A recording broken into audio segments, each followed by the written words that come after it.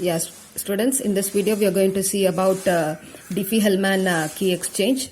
Diffie-Hellman key exchange, for Diffie-Hellman key exchange we need one prime number, and we are going to save that prime number in Q, and we are going to calculate the primitive root of prime number, that is alpha. Here the primitive root of prime number should always be less than Q. So alpha is less than Q, that is a given that condition we have to follow.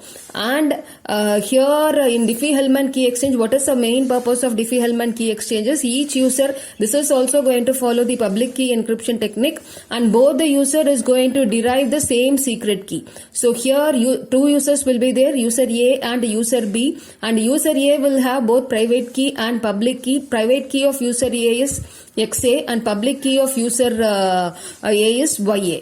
By the same way for user B, private key of user B is XB, public key of user B is YB. So here each and every user is going to maintain their private key very secretly, and public key will be shared to other authorized users. They won't share their private keys. So the user A is having his own private key at XA. With the help of XA, he is going to derive the public key.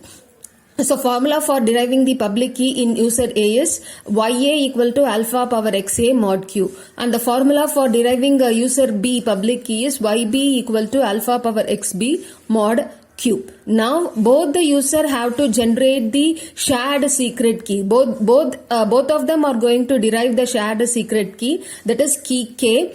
So user A is going to follow the formula because user A is know his private key. He is going to maintain this key very secretly, and public key of all the users will be public key of all authorized users is already shared in a common directory. So from there user A can pick the public key of user B. So here the formula for calculating the secret key is K equal to YB power XA mod Q. By the same way, user B is also going to derive the secret key by taking the public key of user A, that is YA power XB mod Q. So here at last both the key value is going to be same. If you got both the key value as same, then your derivation and your problem is correct.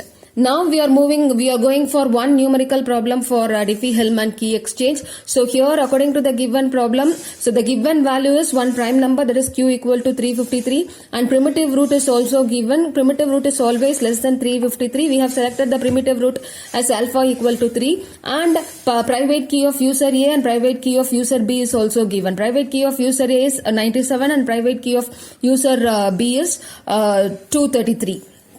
Now we have to calculate the public key for both the users. First we are going to calculate the public key of user A, and formula as we discussed in algorithm alpha power XA mod Q. So here primitive root is 3, so 3 power 97 according to the check the given problem for the value of alpha and XA for alpha, XA and Q. So 3 power 97 mod 353, you will be getting 40. And calculating a public key of user B, for that formula according to the algorithm formula is alpha power XB mod Q.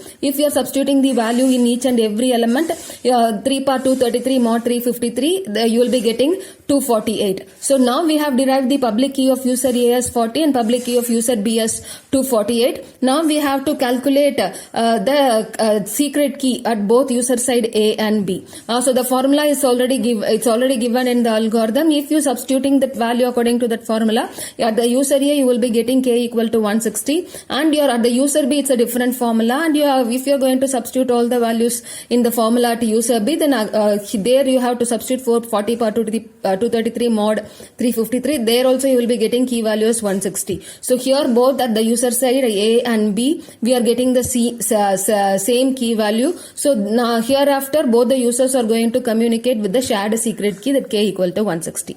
Thank you, students.